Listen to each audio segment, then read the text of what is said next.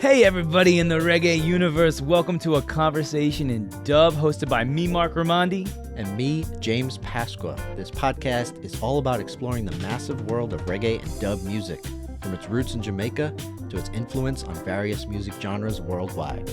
This podcast also explores the intricacies of dub through insightful conversations, interviews with artists, and in-depth analysis of iconic tracks. We don't just talk about the music, but also the stories behind it, the techniques used in its production, and the social and political context that shaped its development. Our goal is to promote mindful listening, taking you, the listener, on the journey the artist intended. Through this process, we hope to introduce you to new music or give you a new insight on music you already know and love. This podcast is brought to you by Rootfire, a platform for reggae music worldwide with a mission to empower artists and nurture the community that supports them. You're here because you love reggae music and want to be a part of that community. We're here to help connect the dots. If you have any feedback for us, be sure to email us at aconversationindub@gmail.com or message us on Facebook or Instagram at aconversationindub. We love hearing from you. Now, let's get to the show. Thundermon, welcome back to A Conversation in Dub. Finally, Woo! We have you and Mark on the same episode. This is Finally. wonderful. Give thanks and praise. Thanks always for having me, Mark. It's a pleasure, my friend. Thanks for having Yes, me. man. Looking forward to a continued relationship, and we're celebrating the king of reggae, Bob Marley's 80th birthday, February 6th, 2025. How amazing is that? That will be, when this airs, that will be tomorrow. So tomorrow will be his 80th. Tomorrow. What would be his Tomorrow is 80th Bob's birthday? 80th birthday. So Which is probably special, the man. most important reggae icon in the world to this day. So Oh, yeah. Absolutely. Absolutely. And we're so excited to have you, man. I'm great that we actually get to connect. You know, I heard all the episodes that you were on. They were fantastic. And you have so much knowledge and so many stories and so much to share. I'm just honored to be able to be a part of it today. So thank you again for coming back on for us. He held it down for you, Mark. He held it down. anytime. Yeah. Absolutely. Yeah. We kept it Absolutely. real like an orange peel, Mark. Don't worry about it. I love it. I love it, man. I So, love it. oh yeah, and this is my favorite. The Wailers really. I know Mark has heard the episode, and I know the listeners have too. But the Wailers really changed my life, and it's my favorite. I think they're the greatest band of all time.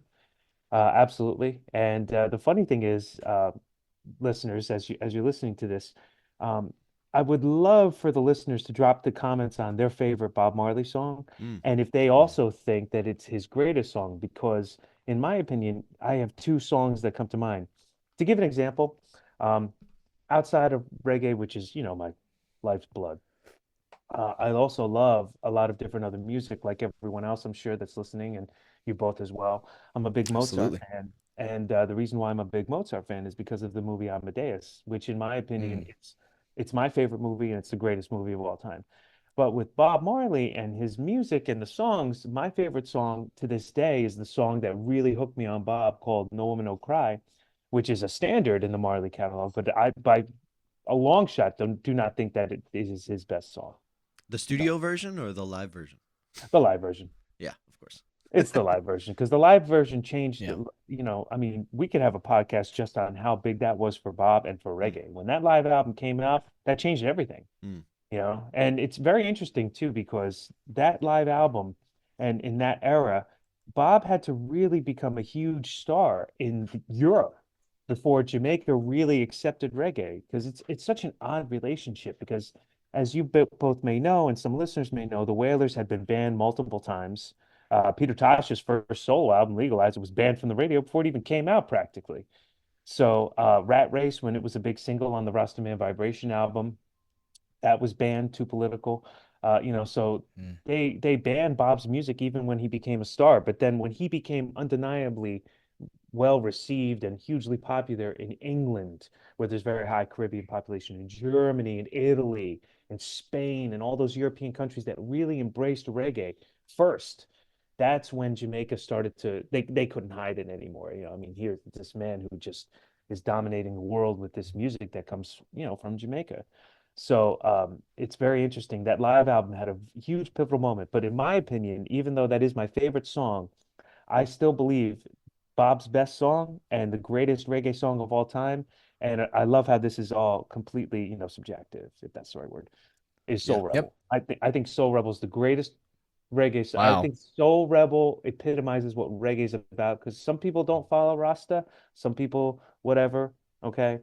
But Soul Rebel is without a doubt, in my opinion, the greatest reggae song and Bob's best composition of all time. Wow.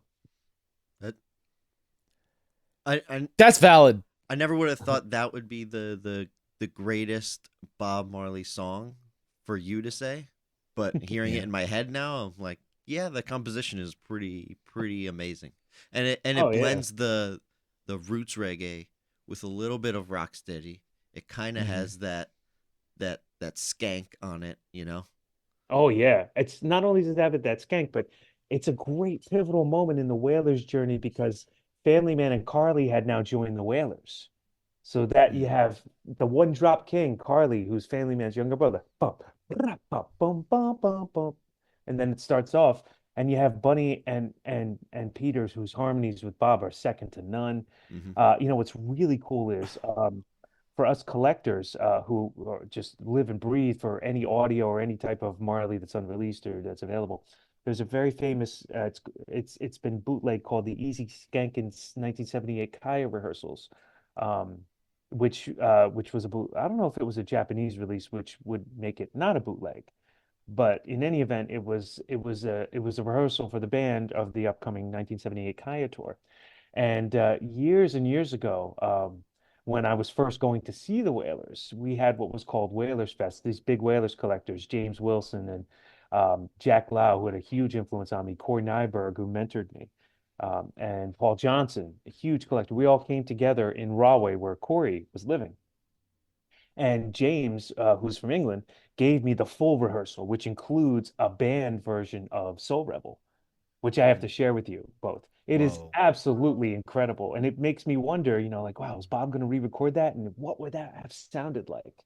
Mm. So that's pretty Yeah, it's cool. cool. It's like an unreleased track, and it was just Rasta. It starts off with Rasta Man chant for about 5 to 10 minutes. So it's really cool. And then out of nowhere, you hear Tyrone Downey's on the keyboard start the Soul Rebel lick, and then Carly, "Brap," and then Bob, I'm a rebel. It's like, oh my goodness, You might it's have sent magical. that to me. That's I have to check, and I'll send it over to Mark.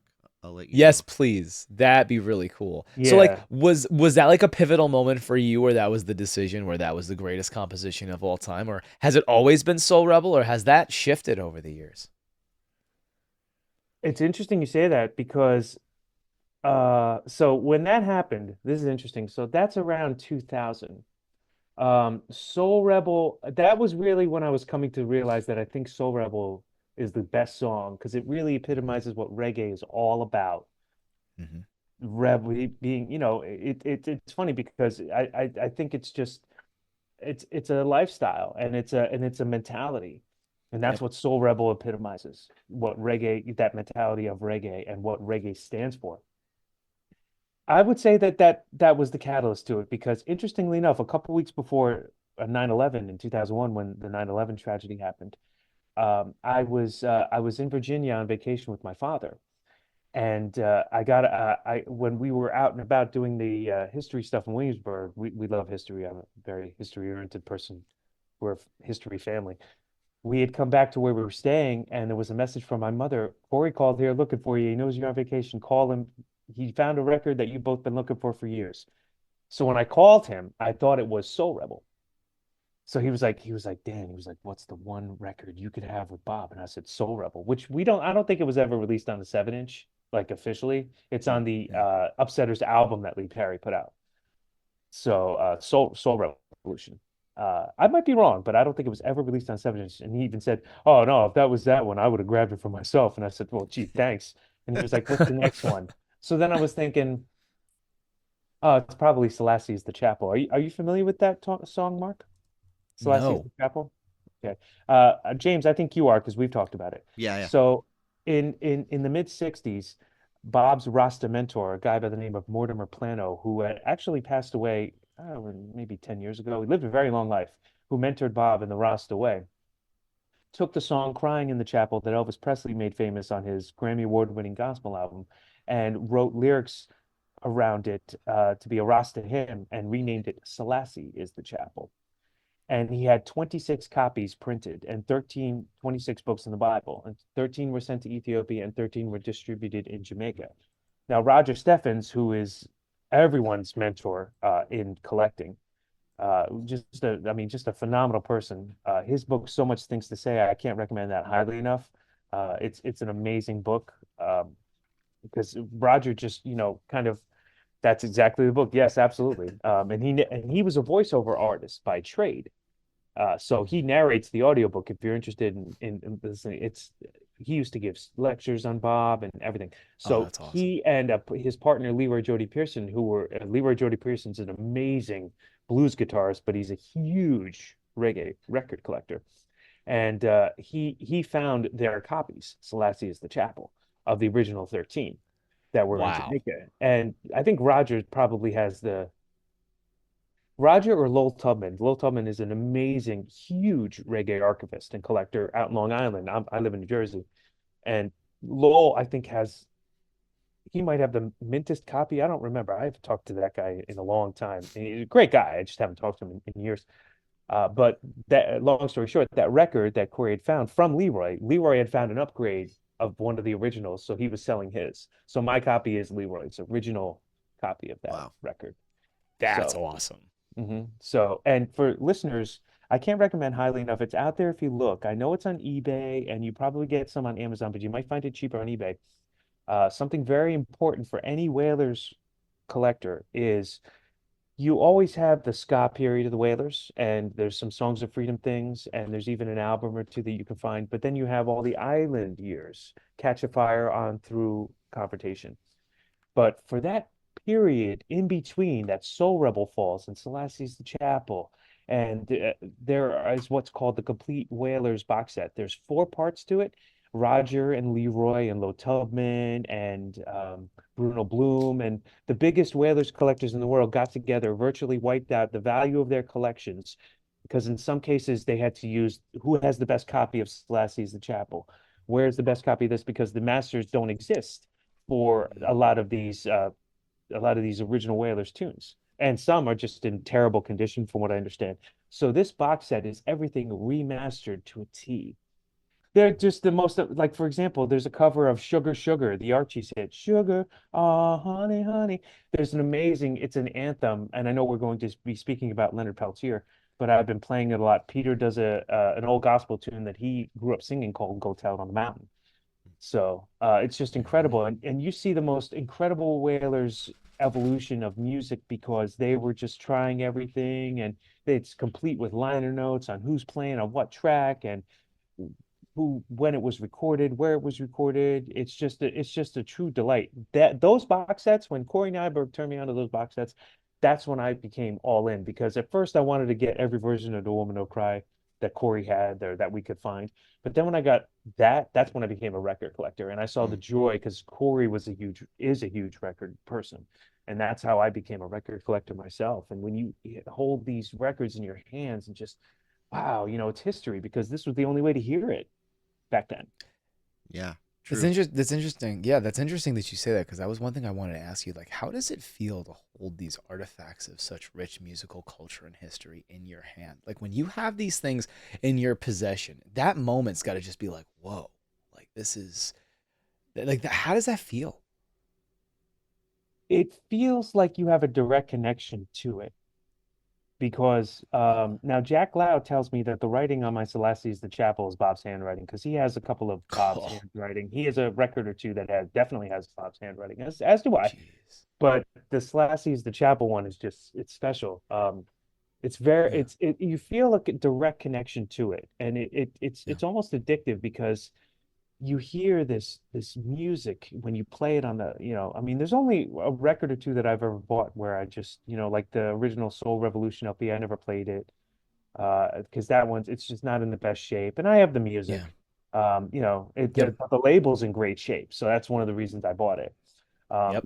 but other than that like when I got my test pressing of One Cup of Coffee of course I played it Hmm. absolutely. Celestine's the Chapel went right on the turntable as soon as I came home. As soon as when I got back from that Virginia trip, it was already in Corey's apartment. It was cool. I love that. I mean, that's what it's meant to be. That's why it exists. Oh It's yeah. meant to be listened to. I love that. That's perfect. A really good buddy of mine by the name of Sean Cooney that we went to high school together. I can remember him telling me, I don't know why you and another mutual friend of ours, Jay Mangano, I don't know why you guys play these records. I know you spend a lot of money on those records. And I say, well, because I want to hear it. I Yeah, want to hear it. that's For right. They're meant to example, be heard. another thing that's really cool. I don't know if you've heard it, Mark, but I know listeners forgive me, but I know James and I have talked about it. You could we should have an episode about the Wailers dub, which is really, really Yep. cool. And my favorite dub, and I also think it happens to be the greatest Wailers dub, is Midnight Ravers version, which is the flip Mm, of the Midnight Ravers single, which is the last mhm. single on the Catch a Fire release in 1973, which I believe, and I may be mistaken, Lee Perry was involved in. And it is like the greatest dub I've ever heard. I mean, Concrete, which is the flip to the Ja Live single, which came out in 75, I believe, is a great dub. And Coming In from the Cold is a great dub. There's just amazing dub, but that one is just special. You hear it, it's just like beautiful. So Yeah. it's just, and I wish the Marley family or whoever the powers that be really release those eventually, because those are just tracks that are just I mean, if you didn't have the record, you didn't get them. And you do see them on some box sets and, here and there. But like Midnight Ravers never came out. There's um, I believe there's a Stop That Train dub. There might be. So, but it's interesting too. And something, I don't Yeah. know if you're up to talk to it, but I bring up Lee Perry. There were a lot of situations. The Whalers got screwed over quite a bit, and they're still getting screwed over to a degree. And I think Bob Marley was a very forgiving man. His mother had disowned him as a child, which I'm led to believe. Roger and I talked about this once. He was very bitter about that, but he always took care of his mother. His mother was always taken care of. And I never thought of her like that because I always wanted to meet her. And the one chance I knew I could have met her was on my father's 60th birthday. We were having a big thing, and you only turn 60 once. That's my father. We're very close. That's yeah, So, priorities. and then she passed. Yeah, and then she passed away. May she rest in peace. But yeah, but apparently, he was very bitter about that. There's a famous Whaler song that was released by Roger and the crew. I believe it's on one of the Heartbeat record label, which is some amazing ska stuff. There's a Peter Tosh Amen and Hootenanny Hoot. There's just some classic reggae tracks. And then of course there's Hooligan Ska that they wrote, I believe, in a closet when they were performing in a dance hall and the Rude Boys shot up the dance hall. So they wrote Hooligan, they fled and just hid in the closet, the three of them, from what I'm told. And they wrote Hooligan Ska. And at the beginning That's pretty awesome. starts off with a like a drum beat that's supposed to mimic a machine gun because Wow. the Rude Boys shot up the dance hall. So That's crazy. yeah, but it's like little things like that that really bring the music to a whole nother level. Yeah. When you talk about, uh, there's a great moment in the Marley documentary where they talk about the song Cornerstone and the inspiration of it. Bob's father on his father's side of the family had one of the biggest construction plants in Jamaica, Marley and Plant, I think it was called. And Bob went to them and said that, Norval's my father, can you just, loan me some money so I can buy a car and go sell records? We're trying to make it in the music business. And they told him, they didn't have any knowledge of him and go away, pretty much wrote him off. And, to a lot of people that would, depress it. But he, in turn, wrote a song about it. Cornerstone from the old biblical passage, the stone that the builder hath refused shall be used as the headstone. And there's little hints in Mhm. it. You're a builder, baby, and I'm the stone. Don't you pick and choose me because the things people refuse are the things they should use. And now, when you think of Marley, nobody knows about that construction company. It's Mhm. Bob. Wow. So that's where the song That's comes from. That's crazy. that's a great documentary too. That's the Marley one, right? It's called Yeah. Marley. Yes, it's Yeah, that's outstanding. a great It's one. fantastic. Hmm. Um, well, Fantastic. while And you we're hear Celassie's The Chapel too in that yeah at the end, Mm. at the end. um, you were talking about your favorite Bob Marley songs. Mark, do you have a favorite Bob Marley song? Yeah, for me personally, I love Sun is Shining. That is possibly my favorite of all time. It's just something about the groove, the bass line. It just speaks to my soul Hmm. every time I listen to it. I have to say it's my number one. I'd also agree in saying I don't think it's Bob's finest composition in terms of just music, but it's just for me. It just speaks to my soul. It always did. It always does. But in terms of composition, if you go and try to play that song, it's pretty strange. But see, that's another reason why I do like it. It's an intricate chord progression. It's not in depth Right. in terms of the structure of the song, but it's a very, very unique chord progression, which is one of the reasons why it sticks out to me. So you're absolutely right. Well, like on the guitar, it's all pinky. He's like Yep. staying there and I only never tried it on guitar, so It's now question it's for Mark. Do you have a favorite version, the upsetter version versus the island version? You know what? I do like them both. I love the island version. Oh, well, here's a great story for you. On July 23rd, which is His Majesty's birthday, Rastafari, 1978, Bob played a concert in Santa Barbara, California, and I believe it was over 100 degrees, and he opens with that song. Whoa.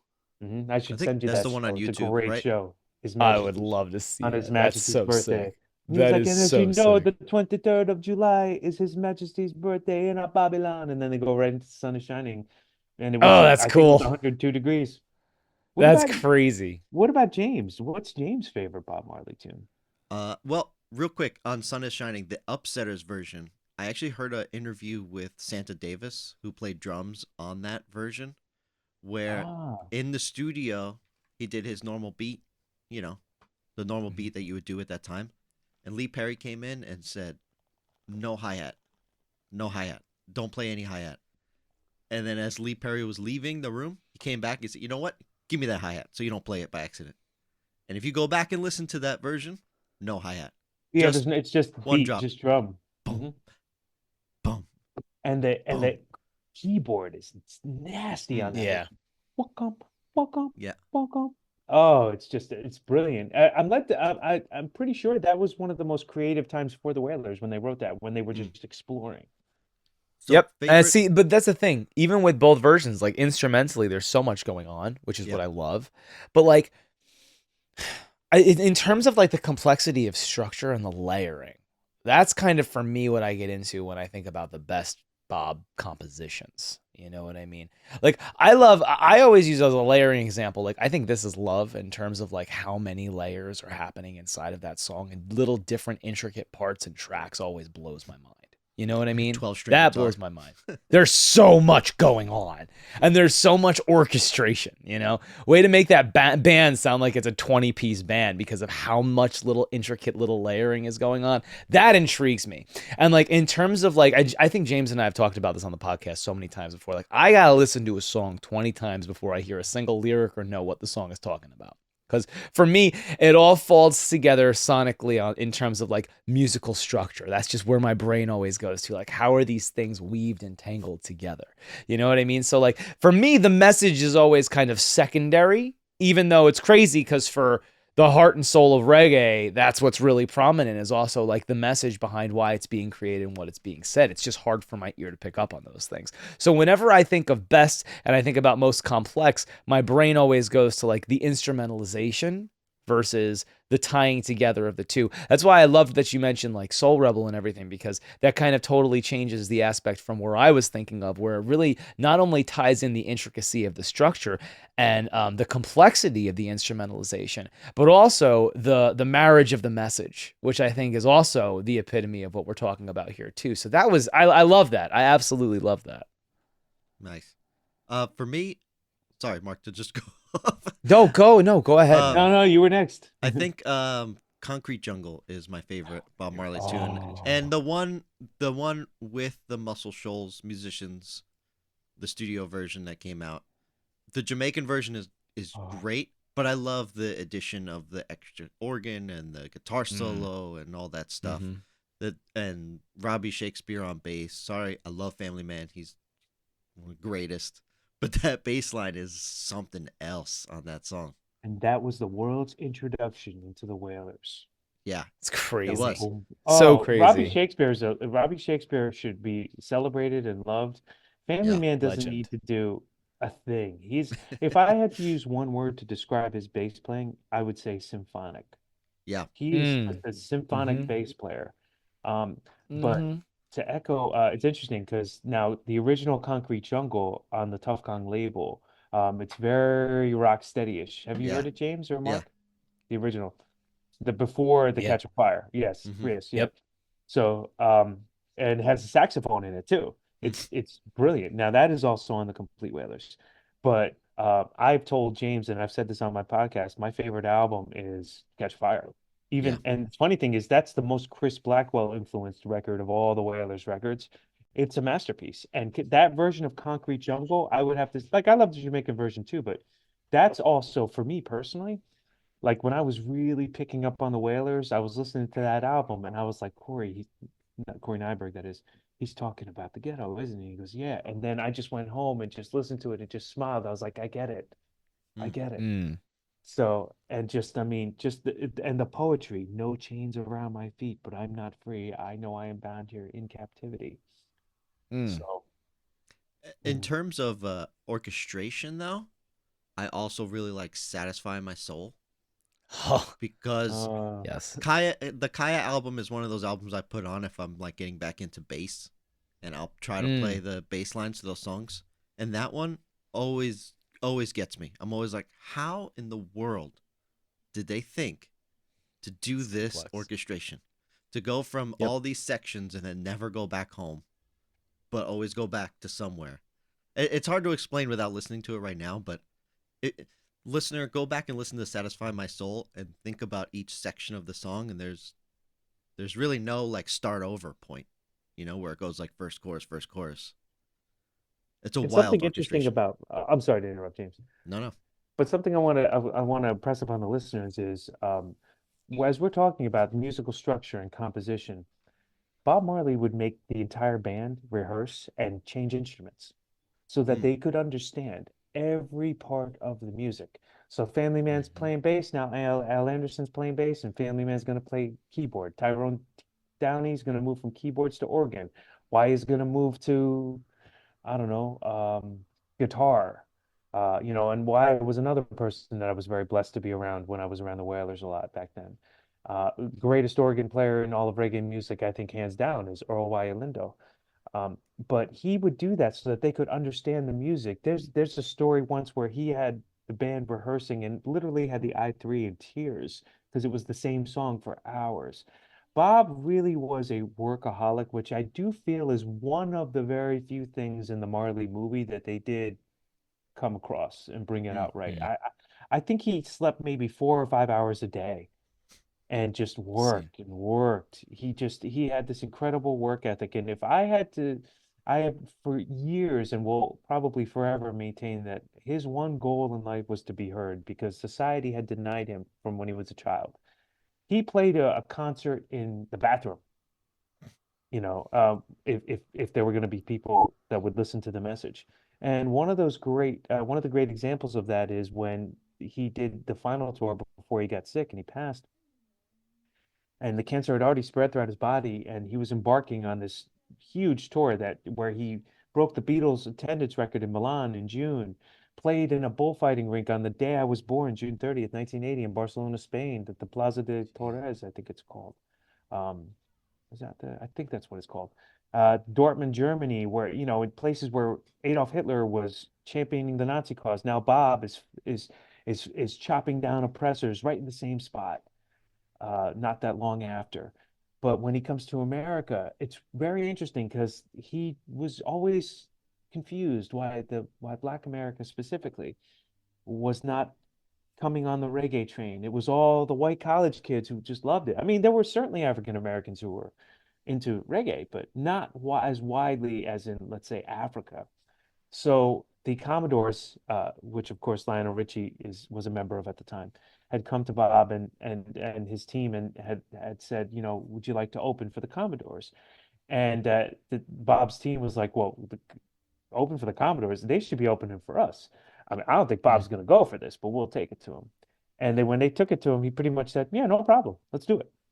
And they actually had to end the relationship, let's put it that way, because when he played Madison Square Garden in September of 1980, right before his final show on September 23rd at the Stanley Theater, the fans were leaving because they'd really just come for Bob. And I think he had sold the Garden out, where he had a huge Madison Square Garden concert in 1978 on the Kaya tour.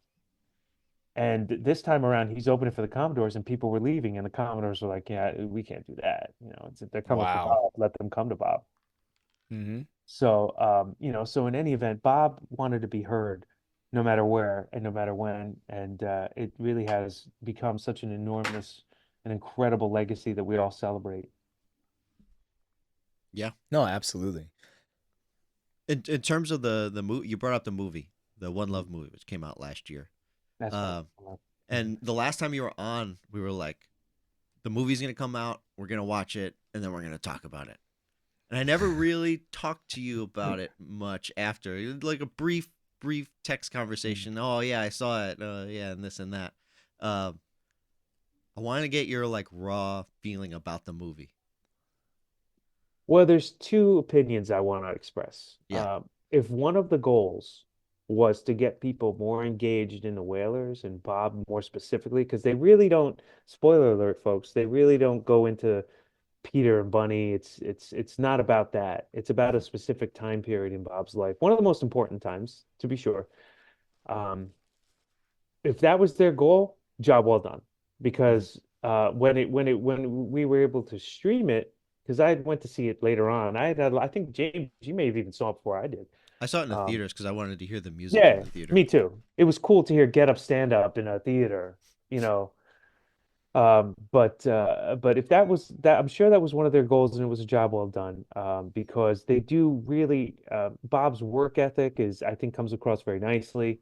Um, but as an historian, it was horrible. There's a lot of things in there.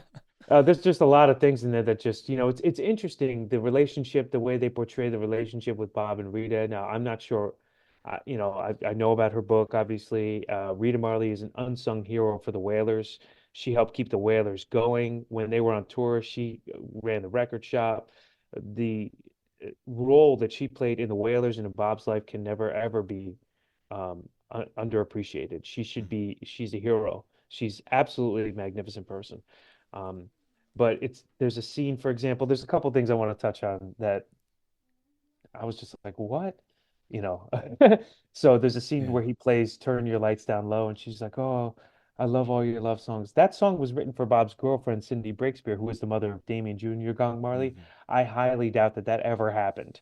They never played that live. They never played that live because the I3s refused to sing that live out of respect to Rita, because that was about Cindy Breakspear. Turn Your Lights Down Low. That is about Cindy Breakspear. So that was, when I saw that, I kept my mouth shut because I was, with my wife, my son, and I Yeah. didn't say anything. Yeah. So, and Redemption Song, that's a Y. Lindo composition. He Hmm. wrote that. Hmm. So, I'm sure Bob had a hand in it, but Y. Lindo, that's his composition.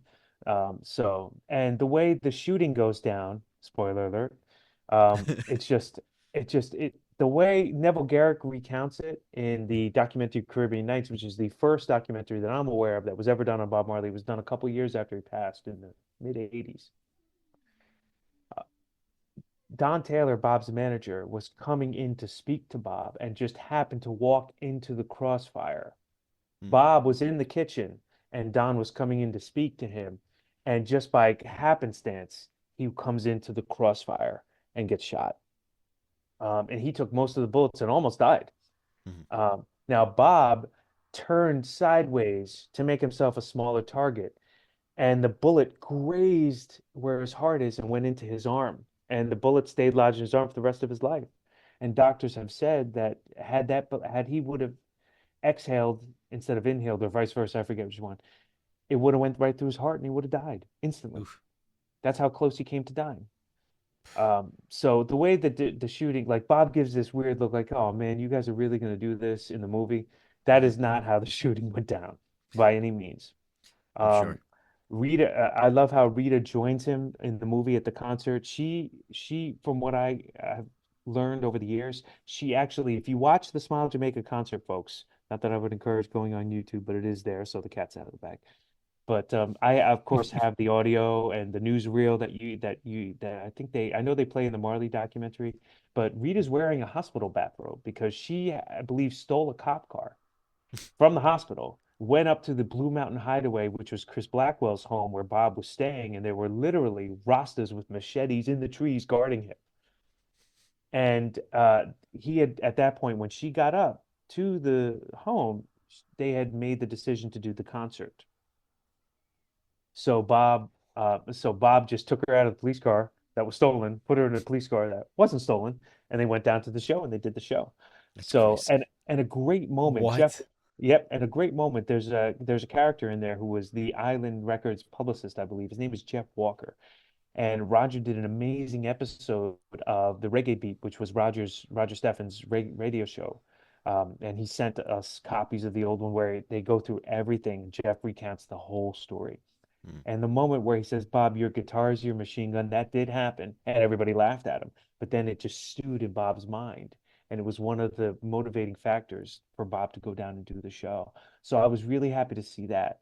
And I would like to think I'm going to ask my wife after we do the podcast, but I kept my mouth shut for most of the things that you see there. But then the one thing, okay, now listeners, this is a big spoiler alert at the ending. The one thing that really threw me off was when the gentleman, the actor or the character rather, who shoots Bob comes back and asks him for forgiveness. That's when I just let it, I was like, oh my God, I can't believe this. Wow, this is a movie. Yeah, it's That didn't definitely a happen. drama for people That, to. Mm-hmm. Yeah. yeah, that certainly did not happen. And the funny thing is, a really good buddy of mine, we'll mention his name, we'll talk about him in a bit. Preston Randolph is a filmmaker. His brother Garrett is also a friend of mine and a great musician out west in Wyoming. He had texted me and he just said, hey, you had told me this story that you had heard from someone who I won't name, that it's most likely that the story of Bob being driven into the ghetto because the people had apprehended those responsible for the shooting and they hung them and they brought Bob to watch it may have happened.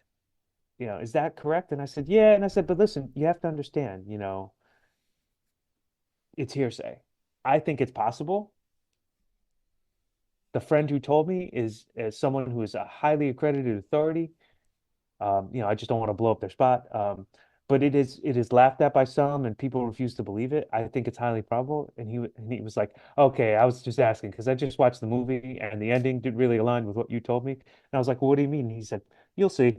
So then, so then when I Mm-hmm. went to saw the movie, I mean, listen, it may not be true, folks. It may not be true.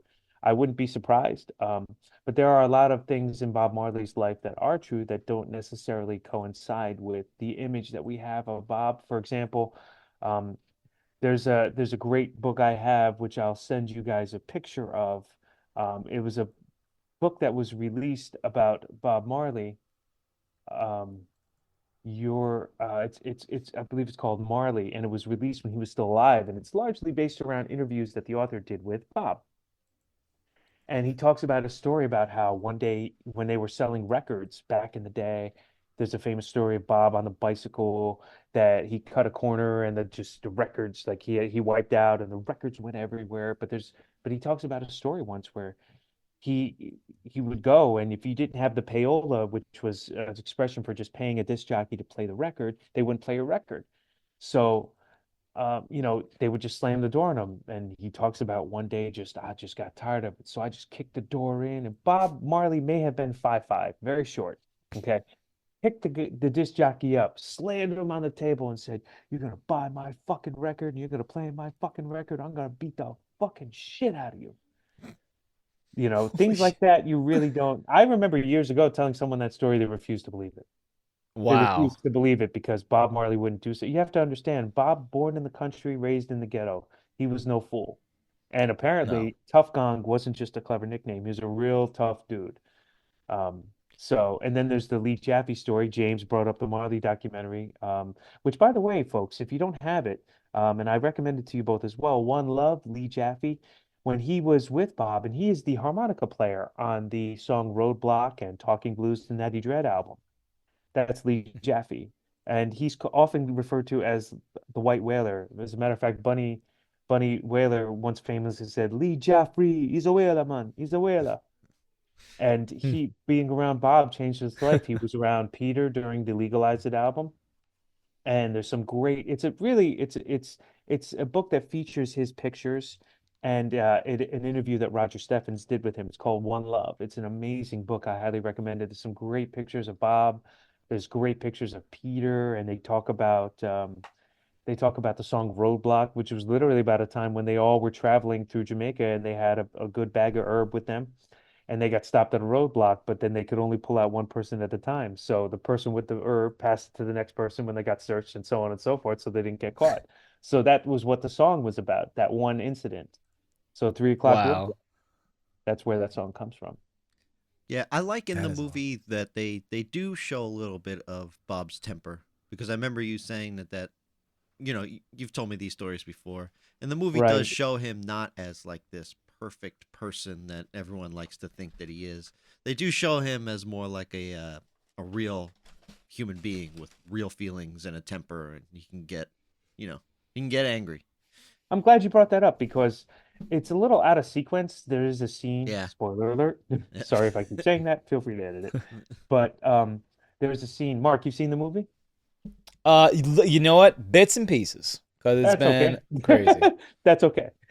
Yeah. But there is a scene where throughout, like there's a part of the movie where Rita's, has very skeptical of Don Taylor, which may or may not be true. I'm sure she may have been. And it's the scene shows him confronting Don Taylor about skimming money, and they're trying to do a show in Africa, and he did do that. And from what I'm told, the way the story goes down is, it happened in like maybe 77 in the movie, Mm. not 78, 77, 78. It really happened in around 79, 80 when Bob was going to. It didn't happen at that time. And it also happened, I believe, at Bob's mother's apartment in Miami. It did not happen. I'm pretty sure it did not happen after performance. And what happened was, um, he had found out that just blindly and accidentally that Don Taylor had been skimming money off of the Wailers, off of Bob. He had agreed to play like the whole tour of one of the tours for one of the albums for free. He was going to play the Africa show for free in Zimbabwe and of course in Gabon as well. And they called him and said, "Oh, well, your manager said you need this extra amount of money." And he said, "I don't need that money. What are you talking about?" And he said, "Well, Don Taylor called, and that's how." And then he went over the books, and he was able to see that Don Taylor was taking all this money off Mm. the top. Confronted him, pistol whipped him, hung him, or not hung him, but held him by his legs off of a balcony with Neville Garrick. And Neville Garrick talks about that. Talks about that in the Marley documentary that we discussed earlier. But I read somewhere that Ziggy Marley, as a young child, walked in and said, "Mom or Grandma, Daddy's fighting again." And they kind of just stopped. And he said, "Daddy, remember, he took 6 bullets for you." And everything changed. Mm. And they let him go. And I believe they reunited towards the end of Bob's life, because he had fired Don Taylor at that point. Don Taylor was fired.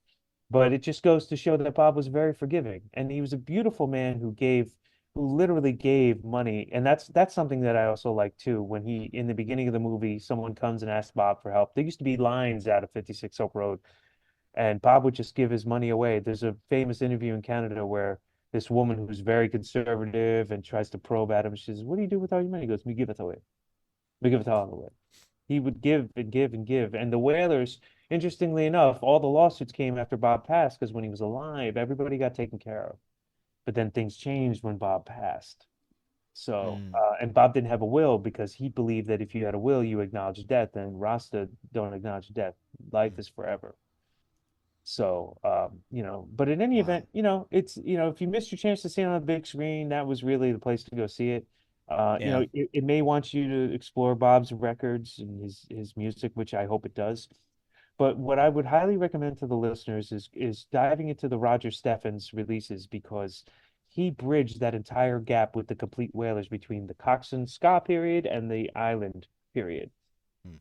And he also put out the Wailers discography, which is the ultimate discography. My friend Corey, mentor Corey, is mentioned in it, and I believe Paul Johnson as well. Paul Johnson is the person who found the complete Stanley Theater show, which is Bob's last show, where we always thought the song "Work" was the last show, because if you had the bootleg record of it, that's how you got it. But he was the one who found, I think it was I don't know if it was, no, the Deadhead who had the unreleased 1978 Lennox show. But Paul Johnson is the one who found the 1923 Stanley Theater. And what's really cool, and I'll share it with you too, is if you have the original tape, which I do, of the original encore that Paul found, you can hear everyone leaving and they're all pumped up. It cuts off if you buy the release, or if you listen to it on Spotify or wherever you stream music. It has been since released, but Paul Johnson's the one who found that. So, but Nice. in any event, it's interesting, and I like the scene where they do simmer down. Um, Yeah.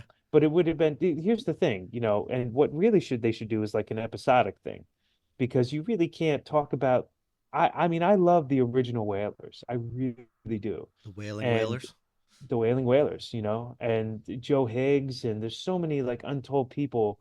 And Joe Higgs actually is the person, listeners, who when Bunny left the group, he replaced Bunny. Hmm. So you see him on the Capitol recording sessions of 1973, which also I'm super happy they released that. That's some of my favorite Whaler studio rehearsals that I have in my collection. So it's nice to see that released. And you see a young Bob with the fro and the dreads are starting to knot up. And Peter probably had the coolest hats, and he's wearing the super cool hat. Josie Higgs is there, and of course, Family Man's wearing an army helmet. Of course. So, oh yeah. So, but I mean, it's just awful when with the way they tell the story, and then when there's a moment where they portray Rita showing Selassie's ring, his Lion of Judah ring, um, and it was Haile Selassie's ring, which is supposed to be the King David's ring. And Selassie's family gave it to Bob, but he didn't give it to Bob at that time in 77, 78. I believe Bob received that ring in 1975. And it was backstage, and Selassie's family came to see him and gave him that ring. Oh wow. And I don't believe he ever took it off. And then they play Stephen Marley's recording of Selassie's The Chapel, which is like, I get it. It's a movie, but, I don't know.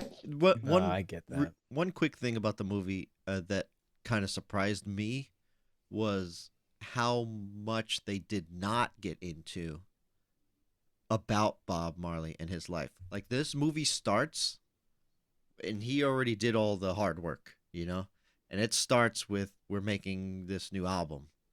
And I was kind of like I didn't know what to expect going into it, and I didn't know that it was just about the Exodus album.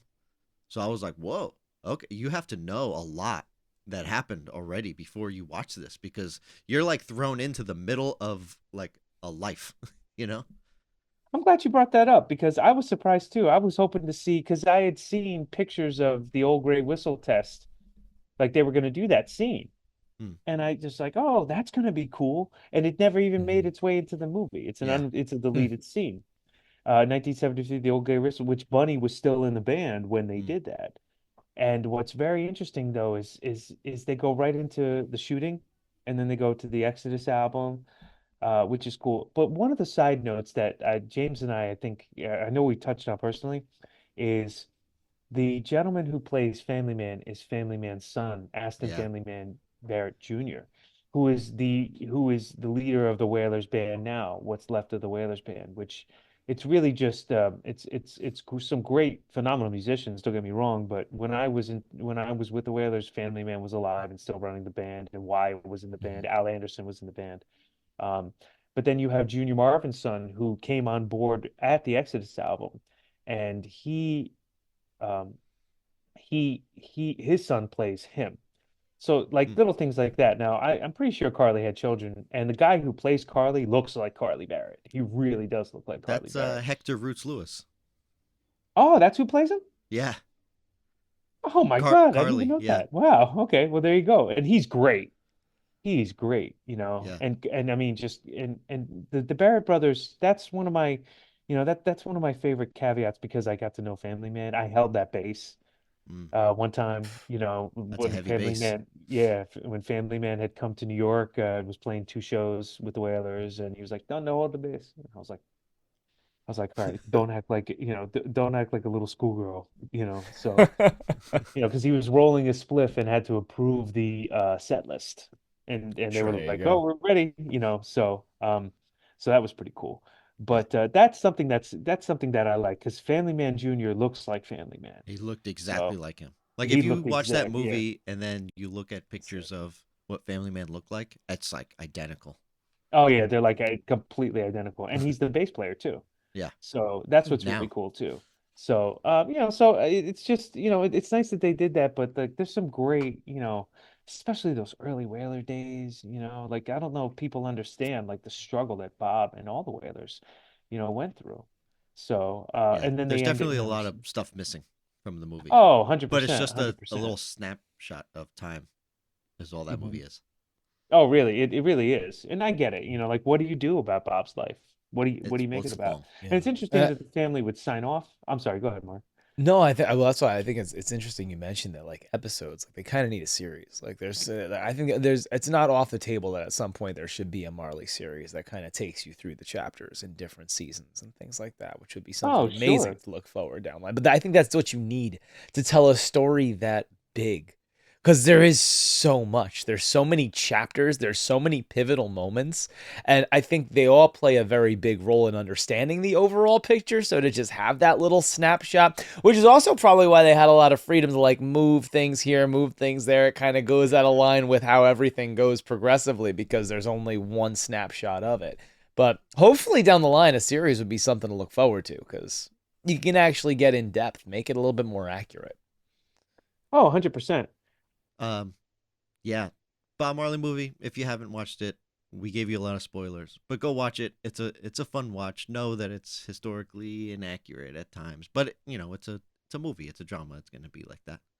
Um, Dan, some other big news lately. I know that you work closely with Leonard Peltier, and I'll be honest, I'm not really following his story much. I don't know much of the history there, but he was in the news recently for being pardoned by Biden right before Biden left office.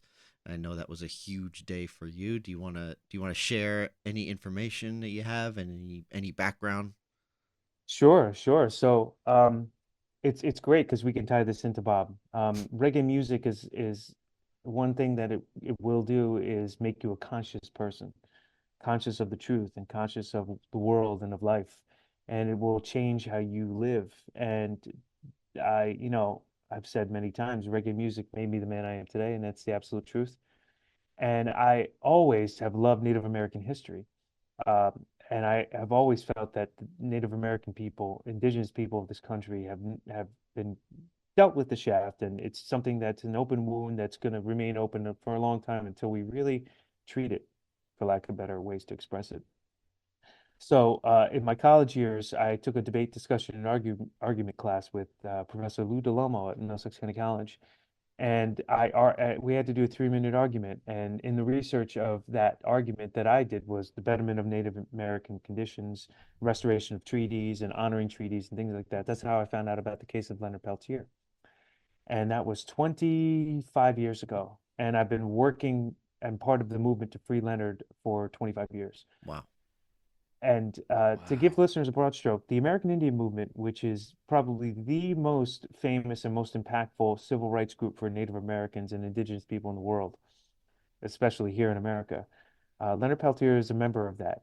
And in the 1970s, there was an incredible amount of violence and turmoil that pervaded the Pine Ridge Indian Reservation on South Dakota, which is the home to the Lakota, which is the same nation that Crazy Horse and Red Cloud and Chief Bigfoot were a part of. And it's also where the Wounded Knee Massacre happened in December of 1890. So in the 1970s, the tribal chairman, Dick Wilson, had cemented his position as tribal chairman and slighted the traditional people and favored more of the people who were part Indian and more progressive and adhered more towards the white culture versus the traditional people who were always the more poor, needed the most assistance. And whenever they attempted to challenge him, he met them with force and he would run them off the road. And he formed his own quasi law enforcement group made up of BIA police officers and other people known as the Goon Squad, interestingly named because the acronym stood for Guardians of the Oglala Nation. So they actually teamed up with the American Indian Movement and took over the site of the Wounded Knee massacre, and that led to the 70 plus day siege of Wounded Knee in 1973, which garnered world attention, was probably the biggest uh, occupation and high watermark of the American Indian movement. Marlon Brando refused his Oscar for The Godfather and went to go stand with people at Wounded Knee. And after the siege ended, Dick Wilson truly unleashed his forces on the AIM supporters from the reservation and the traditionals, and more than 100 people were killed in a 2-year period. And little to no investigation happened. The FBI, who was in charge of major crimes on Indian reservations, declined to really investigate any of the murders and the rapes and the beatings that were happening. And we could certainly go on and on and on. Um, but to try to tie it into where Leonard comes in, the locals called up on the American Indian movement to help, and Leonard Peltier and a group of other American Indian movement members listened to their call at this American Indian movement convention that was happening in New Mexico. And they all drove to Pine Ridge, and they stayed on the Jumping Bulls property, and they did whatever they could do to help everyone, and they tried to defend people against the all too frequent goon squad attacks, and they even provided security for when people were killed. They provided security for those funerals so that nothing would happen, and it really brought a spark of hope to the people. And then on June 26, Wow. 1975, there were two FBI agents trying to serve a warrant on someone for assault in connection with the theft of a pair of cowboy boots and kidnapping. And they thought they had spotted him, and they had been looking for him in the days before. And the vehicle that they were following led them to the Jumping Bull property where the American Indian Movement members were camped. And a shootout started between the individuals in the vehicle and the two FBI agents. And the American Indian Movement members that were camped on the property thought that they were being attacked by the goon squad because the FBI doesn't have police cars. They just drive regular cars. And on Pine Ridge Reservation, which is still the poorest area in the United States and was at that time as well, they thought that they were being attacked. The American Indian Movement thought that they were under attack from the goons, so they fired back. And it was a tragic day where the two FBI agents were killed. They were wounded, and then they were killed at point blank range. And then Joe Stunts Killswright, a member of the American Indian Movement, voluntarily sacrificed himself so that others could get away. And he was killed by a sniper, dead shot center to the head. And four people were indicted: Jimmy Eagle, who was the gentleman that the agents were originally looking for, Bob Robidoux, Dino Butler, and Leonard Peltier. Dino Butler and Bob Robidoux were tried separately from Leonard because Leonard had fled to Canada fearing he wouldn't get extradited. He was apprehended in Canada on February 6th, which is Bob's birthday. So for me, it's like a bittersweet moment. Wow. It always was, because that's also the anniversary that Leonard got into custody and really never saw freedom since 1976, February 6th. And in That's any crazy. event, Bob Robidoux and Dino Butler were acquitted on the grounds of self-defense. And they really could not, they didn't know who the shooter was. And then to try to sum this all up, Leonard Peltier, his trial was supposed to be in the same venue. It was mysteriously moved to Fargo, North Dakota. It was discovered that there was a racist juror, and the judge was also racist on his trial. He was convicted and found guilty of 2 counts of first-degree murder and sentenced to 2 consecutive life sentences. Interestingly enough, the ballistics expert from the FBI, they found that he perjured himself when a Freedom of Information Act request was submitted and documents were received after his trial. He stated that he couldn't do a definitive firing pin test on the rifle they attributed to Leonard, and he did a less conclusive test and found a match. But a document was was discovered in that FOIA request where they found that he did do the test and it came up negative. And during one of the appeals, prosecutor Lynn Crooks had stated, well, we don't really know who killed the agents. We just know that Leonard Peltier is a guilty participant. And listeners, if you go to my Instagram, Thundermon, I posted a TV interview footage of Lynn Crooks admitting that publicly. Well, we didn't prove that we thought he was a shooter. We didn't prove that. We proved he was a guilty participant, but he was never tried for aiding and abetting. He was also, it was also discovered, one of his lawyers, Ramsey Clark, who was a United States Attorney General for Lyndon B. Johnson, President of the United States, and he was Assistant Attorney General under John F. Kennedy before uh, Lyndon Johnson's predecessor. He was Leonard Peltier's lawyer. And in one of the interim parole hearings, you have one every 15 years, or Leonard did at least. And at one of the interim hearings, Ramsey Clark and Carl Nather were the attorneys. And the gentleman who was the parole examiner, Sam Robertson, listened to the case, and then of course, what happens when you have a parole hearing is they make a decision. They can make a decision there, or they can take a couple weeks, and Leonard was denied. So unfortunately, what happened, Ramsey Clark had discovered on a visit to a prison months after the interim hearing for Peltier, a guard came up and said, "Oh, it's nice to see you, Mr. Clark." And he just said, "Oh, I'm sorry, do I know you?" And he said, "Oh, you don't remember me? I was the parole examiner for Hmm. Peltier, your client. I don't know if you know this, but I recommended that he get parole based on the withheld evidence from Hmm. his trial." So uh, they demoted him, which is very Wow. interesting. They wound up demoting him, and they replaced him. Let's say that they replaced him with someone who would give a more favorable recommendation. So, Hmm. I could go on and on. We could certainly do a podcast just about Leonard. But I personally joined Leonard's case when Preston Randolph and I were trying to do a film I'm in 2009 after his parole denial there. I went on to amass what Leonard has called the largest privately owned archive of documents related to his case in the world. And he eventually asked me to join his committee, uh, and I became the secretary for that committee. He adopted me as his nephew. I'll send you all some pictures if you'd like to post them of one of my recent visits with Leonard himself. And I ran his current committee up until recently. And I'm also his official historian and archivist. Where the story really Wow. comes together, I'm sorry I couldn't tell this part without the previous part. It's all good. So Nick Tilson from Indian Collective, who is the founder and CEO of what I consider them the modern day version of the American Indian movement, just an outstanding man who's absolutely, his work is tireless. He's Oglala Lakota, and he and his organization work tirelessly on behalf of Indian people.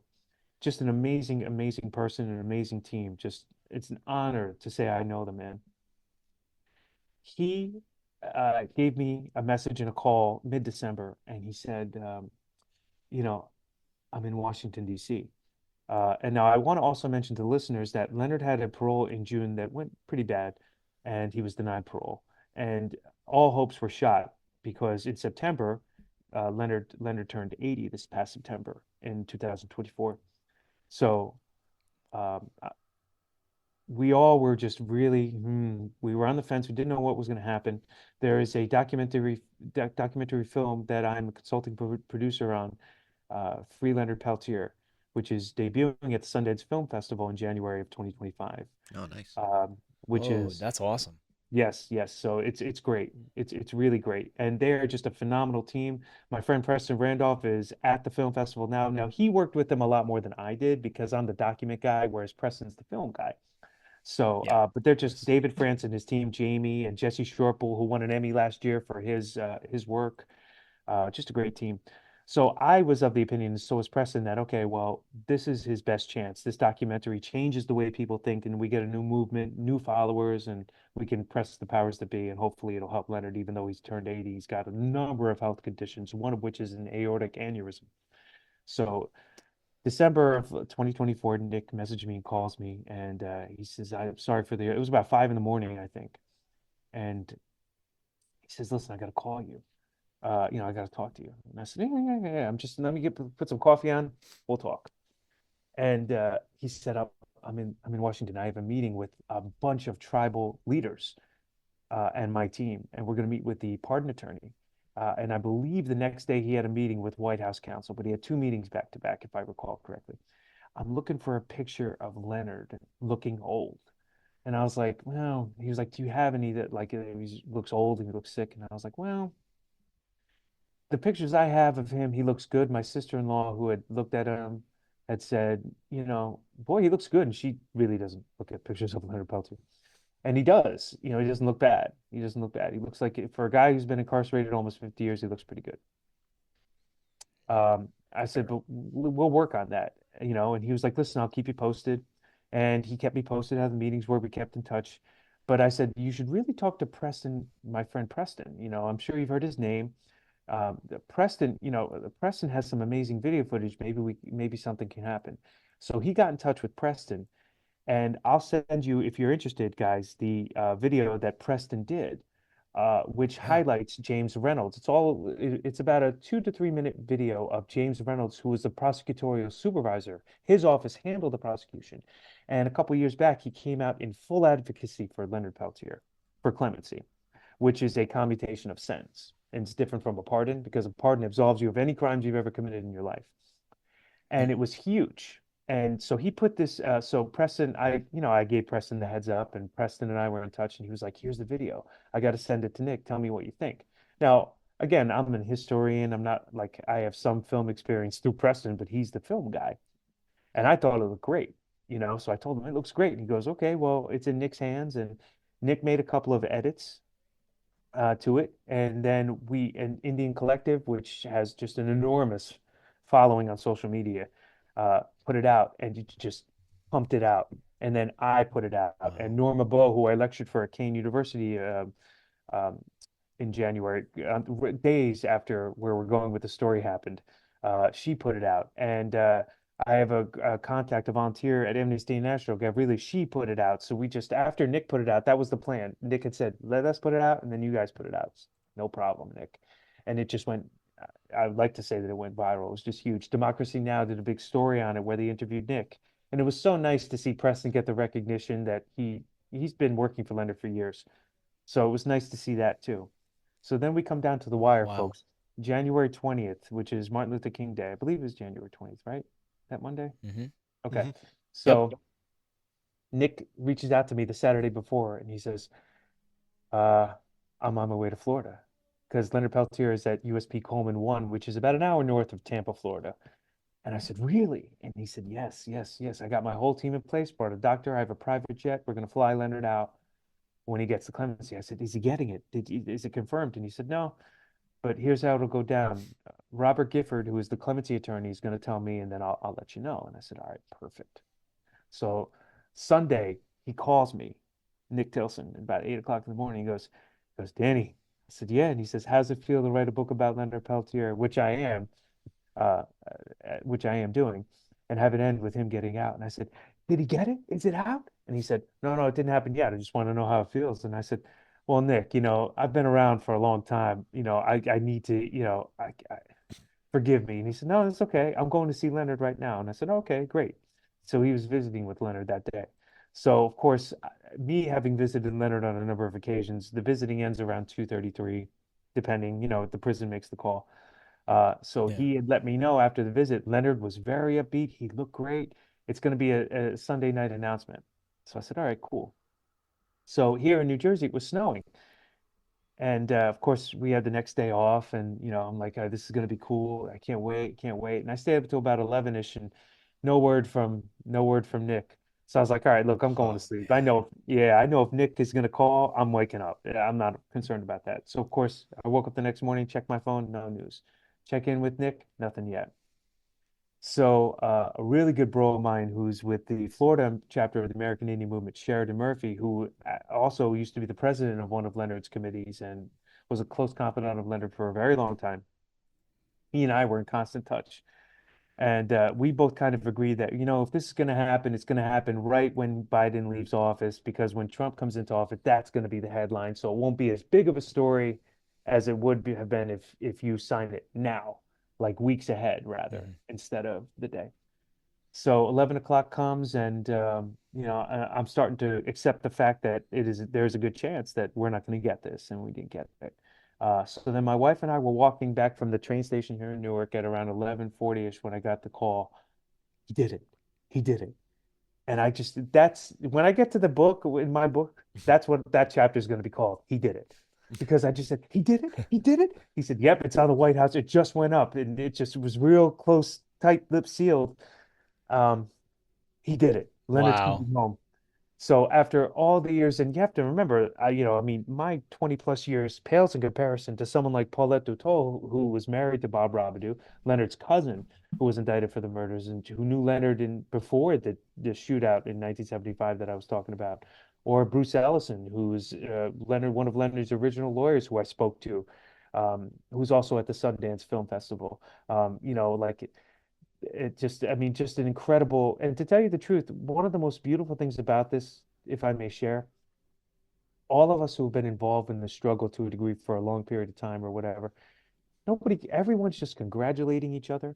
Everyone is just so happy that Leonard is coming home I that love that. nobody, it just nobody, the credit, who cares? I Mm. mean, listen, Nick Tilson, True. Kevin Sharp, they deserve the credit, but nobody cares. Everyone's just, Well, the job is done. yeah, and Indian country's just you get like a shock went through it. Just I mean, just drumming everywhere, and just to let everyone know, so what President Biden did was he granted a commutation of sentence where Leonard gets to go home.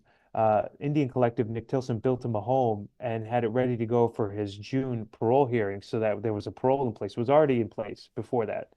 So he will be allowed to go home, but he is sentenced to home confinement for the duration of the sentence. Mm.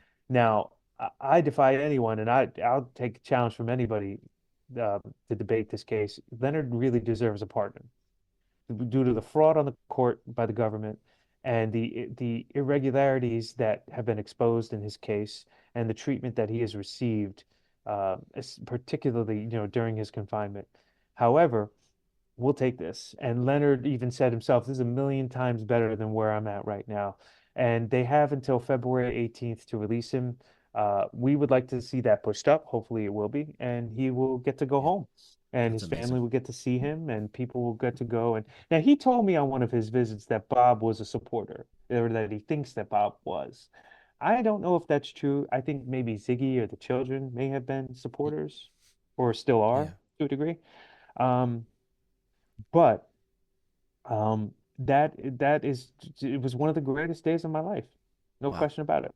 And you I tied mean, it back to obviously Bob. marrying my wife is probably the best day of my Yeah, life, of but course. this is up there. Right. I gotta So, say, man, like, congratulations. Like, that's a thank huge you. win. And I think that, in the spirit of us talking about Bob's 80th, I think that it all ties together because, we talk about Bob, we talk about all the oppression and everything that he dealt with and everything that he pushed through. You know what I mean? Yeah. And it goes back to the fight that never ends, that's still consistent. And I think that, for people like yourself, being so into Bob and having him be such a transformative part of your life, also helping you fuel your ability to fight others' oppression. It's just continuing the story and the legacy that such an amazing person was able to leave on this world. And it shows the ripple effect of what kindness, inspiration can do to others, and Hmm. what the importance of this message and how important it is to share. Absolutely. I couldn't agree more because that's really where it all comes together. And that's really something that is perfectly put. But it's music Yeah. like Bob Marley's music that fights for change and justice for all. The Wailers, let's say, but it's Bob's birthday, so we'll just say Bob. That music is really that's why this music will remain timeless, and it's the world's music. And big shout out to Roger Steffens because he used to end this quote, and I totally am. I guess it's not plagiarism if I give it credit.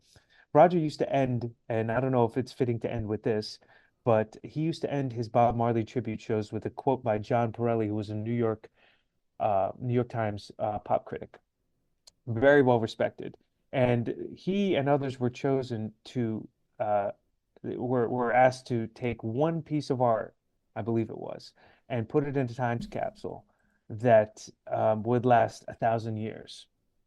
And he chose the album Burnin', which is the last album of Bunny, Bob, and Peter. And his quote reads as such: Bob Marley became the voice of third world pain and resistance, the sufferer in the concrete jungle who would not be denied forever. Outsiders everywhere heard Marley as their own champion. If he could make himself heard, so could they, without compromises. In 2096, when the former third world has overrun and colonized the former superpowers, Bob Marley will be commemorated as a saint. That's a great place to end this episode on Bob Marley's 80th birthday. What would be? Absolutely. Happy Absolutely. I think born it's such day a and blessed special birth thing. song. Yeah.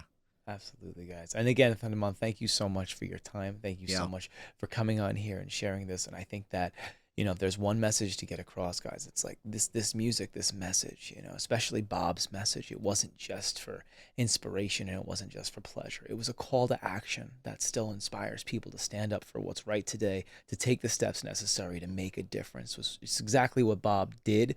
It's exactly what amazing people in this world like Thundermon are doing to influence and help change the world, to make a difference. So I can't tell you how much of an honor it's been to be able to hear this, share these stories with you, actually get a chance to spend time with you. I love this because you have more knowledge of musical history and Bob history than I have of my own life that I've lived for 34 years. So I appreciate that, man. It's just so enlightening, and could not be happier to be able to share this with you and be able to have these conversations. So thank you so much for your time. Yeah, thanks Thundermon for coming on again and giving us the knowledge. Blessings. It's an honor. And thank you to both James and Mark, because you are hoisting the reggae flag higher than a lot of people. And thank you for your podcast. I love catching up on episodes from time to time. It's just incredible. And cheers to many more. And happy Born Day, and blessed earth strong to Nestor Robert Marley, the king of reggae himself.